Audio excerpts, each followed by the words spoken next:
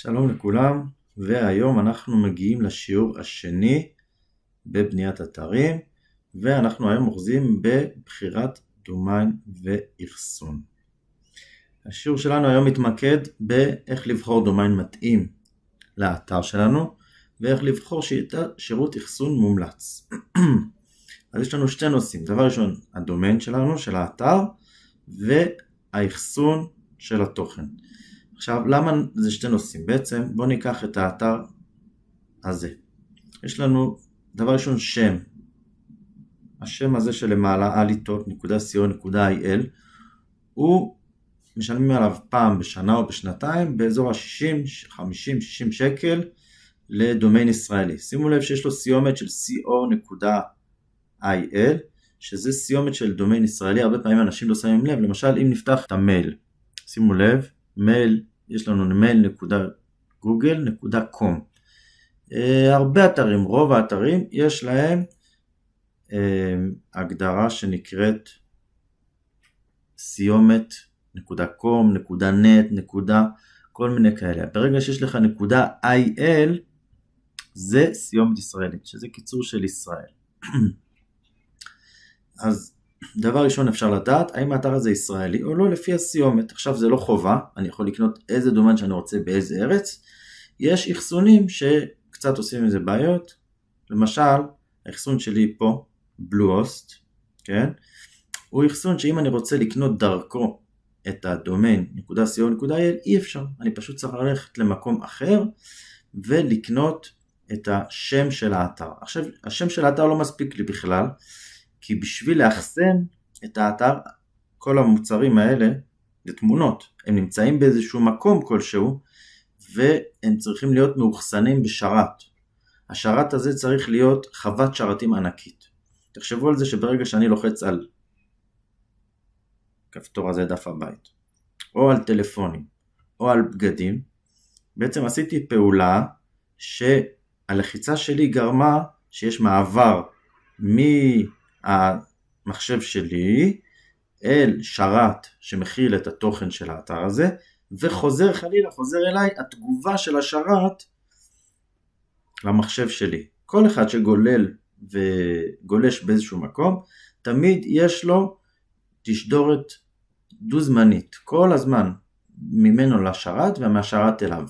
זאת אומרת, השרת הוא בעצם שרת מחשבים גדול. בואו נחפש תמונה בגוגל, שרת מחשבים,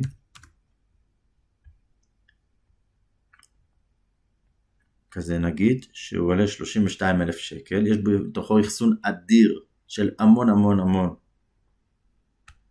ג'יגה-בייט, ובתוכו נכנסים כל האתרים עם כל התוכן שלהם, שהרבה פעמים יכולים להגיע לעשרות ג'יגה, והוא כמה שיש לו חוות שרתים יותר חזקה, ויותר מחשבים מעבדים חזקים, ככה הוא יכול להכיל יותר מהירות ויותר תוכן, ויותר גלישה, כלילה ומהירה ללקוח.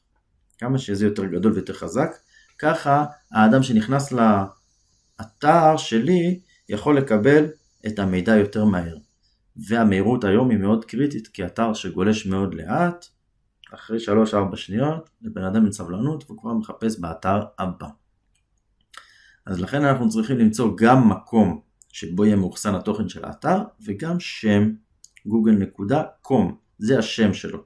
לגוגל חוץ מזה יש שרת אחסון ענק, חוות שרתים ענקית, שמכילה את כל החיפושים ואת כל המאגרי מידע שאנחנו משתמשים בהם כשאנחנו מחפשים בגוגל. אז בואו נחזור לכאן. יש לנו נושא אחד שנקרא דומיין, ויש לנו אחסון. שניהם אנחנו צריכים בשביל לבנות אתר. אנחנו מתחילים ממש בדברים פשוטים, כי הבסיס והיסוד הוא חובה בשביל לסדר לנו אחר כך בראש את כל הדברים. אוקיי, אז אנחנו מתחילים לחפש דומיין. אם אנחנו למשל רוצים לעשות אתר של מכירת בגדים, נכון? בואו ננסה שנייה, מכירת בגדים. אנחנו נלך לאתרים ונסתכל. יש לנו אתר ראשון שנקרא Goodstock. אוקיי, גם השם שלו זה Goodstock. הוא בא להביע משהו. קל לנו למצוא אותו אחר כך, כי אנחנו נראה גודסטוק זה סטוק טוב, נכון? יש לנו אתר שנקרא שומז, אנחנו לא מצליחים להבין בדיוק מה הוא בא להביע, בשם של הדומיין עצמו אין לנו תוכן על האתר, נכון? בואו ננסה שנייה עוד דף. שיין הוא מפורסם בפני עצמו, אבל הוא לא מביע משהו דווקא על המחירה. סהרה שופ, אפשר להבין שזה מחירות.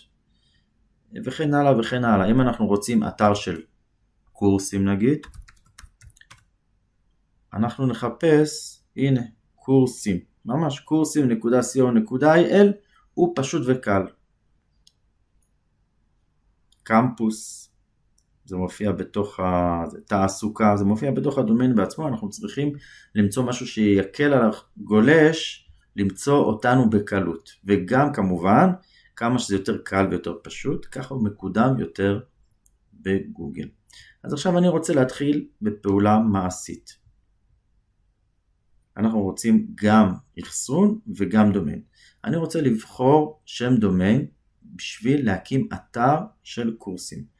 כמו שראינו עכשיו בחיפוש בגוגל, אתר של קורסים, יש פה הרבה סוגי קורסים, אני רוצה קורסים דיגיטליים, ולכן אני רוצה לחפש לעצמי, הנה, קורסים דיגיטליים גם כן יש בשירות התעסוקה, וכל מיני מקומות, קורסים דיגיטליים, אני רוצה לחפש לעצמי דומיין. עכשיו תסתכלו, אני כבר חפרתי פה מקודם, בואו נגזור את זה שנייה, ונחפש דומיינים ונראה אם נצליח. בואו נחשוב על רעיונות, נגיד רעיון שנקרא דיגיטלי, דיגיטל, אוקיי, דיגיטל בלי רווח כמובן, .co.il, חיפוש, בואו נראה אם הוא זמין. דומיין זה אינו בנוי לרישום, כבר בשימוש של מישהו אחר. אם הייתי רוצה .org.il שזה גם של ישראל, בואו נראה אם הוא זמין, לא זמין. אז אולי ננסה לשנות את זה ונהפוך את זה לדיגיטלי, עם Y בסוף. הנה הוא פנוי, דיגיטלי.org.il. בואו נראה ב-co.il. לא, הוא לא פנוי. טוב, אני אשים את מה שאני חשבתי, my course, שזה גם די מסמל את האתר שלי, יופי, הדומיין פנוי לרישום. אז אני רוצה לעשות רישום דומיין. עכשיו אני כבר נמצא פה על השם של אשתי, אבל צריך למלא פה את הפרטים, ובעל הדומיין, את כל הפרטים, פשוט דברים פשוטים, אין פה איזשהו משהו מיוחד. זה.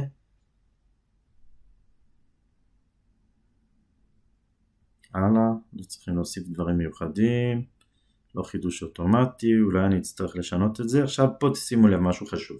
שרתי שם, השתמש בשרתי השם ברירת המחדל של my names, או השתמש בשרתי שם מותאמים אישית. אני רוצה להשתמש בשרתי שם מותאמים אישית. מה זה שרתי שם? זאת אומרת, בגלל שיש לי חשבון אחסון שקיים בבלוסט, שעוד מעט נדבר על האחסון, אני רוצה שהדומיין אומנם יהיה פה ב-my-names, אבל התוכן של האתר יהיה פה. בשביל זה אני צריך את השמות של השרתים של בלוסט שיכנסו פה.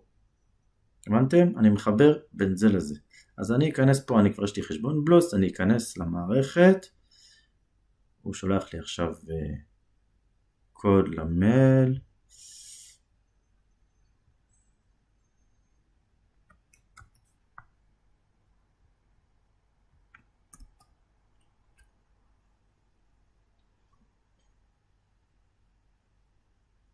אוקיי, הנה אני מחובר, יש לי פה 3 אתרים, ועוד מעט יתווסף לי הרביעי, זה לא ברגע אחד, ואנחנו נראה.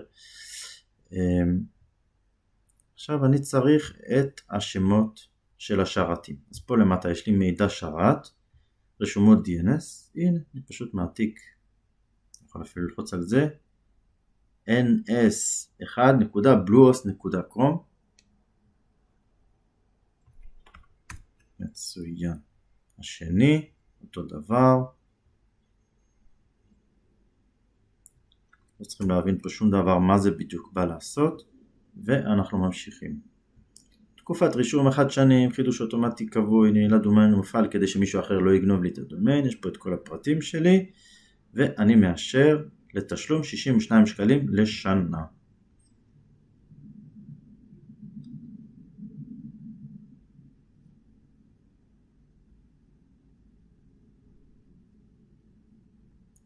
יופי, פה אני מכניס את התשלום שלי, כמובן שאני אסתיר את זה.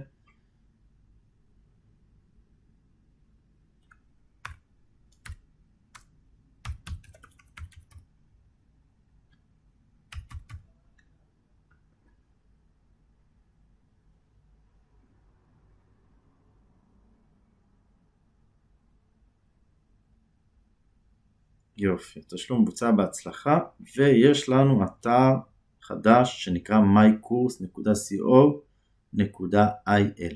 עכשיו ייקח בדרך כלל עד 24 שעות שהאתר הזה יופיע לי פה בתוך האחסון שלי. לוקח לו זמן עד שמעבירים את כל החוות שרתים, את כל התוכן שמחברים בין שתי המקומות האלה. אז אנחנו את הדבר הזה כנראה נראה בקורס הבא, בשיעור הבא, אחרי שיעברו 24 שעות. אנחנו היום ב-24/9, נבדוק את זה בעזרת השם מחר. בכל אופן, אנחנו צריכים לשים לב שיש כמה אחסונים מאוד מאוד טובים, והמשמעות שלהם היא מאוד פשוטה. למשל בלוסט זה חברת אחסון פופולרית, המחירים שלה הם מאוד זולים. בואו ננסה שנייה, אני אצא מזה רגע ונראה מה, פשוט אני נכנס לאתר שלהם. יצירת אתר וורדפרס קלה, הם נותנים לך ממש בזיל הזול, יש לך בסיסי $3 לחודש, 10 ג'יגה, 10 אתרי אינטרנט אתה יכול להכניס שם, 100 מבקרים במקביל ו40,000 ביקורים בחודש. אתה מקבל גם כן יחד עם זה אתר חינם. כמובן יש פה הרבה שדרוגים. היה תקופה שהשתמשתי גם בחנות המקוונת שזה $10 לחודש, באמת היה צריך את זה כי היה הרבה מבקרים באתר מסוים. זה נקרא בלוסט והוא פופולרי. עכשיו תוך כדי זה חיפשתי מקודם, פתחתי אחסון אתרים בישראל. מה זה משנה בישראל? בעצם כמה שהחוות שרתים היא מרוחקת, אז התשדורת, המעבר נתונים עובר הרבה יותר לאט, וכמה שהאתר שנמצא הוא בארץ והוא קרוב, אם אתה רוצה דווקא לגולשים בארץ, אז החוות שרתים היא הרבה יותר מהירה. למשל יופרס, יש להם חוות שרתים מאוד מהירה, ואז הגלישה בהם היא מאוד מאוד זריזה, אבל המחיר שלהם לא כל כך זול. למשל, פה במקום $2 שראינו שם, יש לנו פה מינימום $15. כמובן שאנחנו מקבלים בעד זה מהירות מאוד גבוהה לגולשים בארץ, מי שרוצה למכור או לשווק או לבנות לתושבי הארץ בלבד. כמובן יש בזה הרבה אפשרויות, ויש אלפי סוגי חברות אחסון, אפשר לעשות הרבה השוואות בגוגל, אבל אני כבר סיפרתי לכם, שאלתי את GPT והוא המליץ לי על שתי אלה, SiteGround ובלוסט. בואו נראה מה יש לנו ב-SiteGround.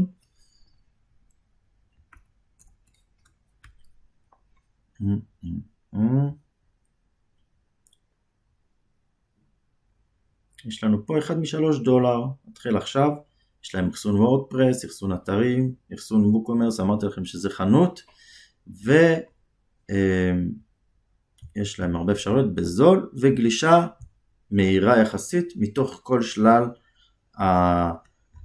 הדברים שהצענו עד עכשיו. אז בואו נאמר שאת השיעור הזה סיימנו, ויש לנו די ברור דומיין ואחסון, ואנחנו מחכים רק שהדומיין יעבור לרשותנו, ואז אנחנו פשוט נתחיל בשיעור הבא התקנה של וורדפרס ממש. אז עד כאן להיום שיעור שני, בהצלחה רבה.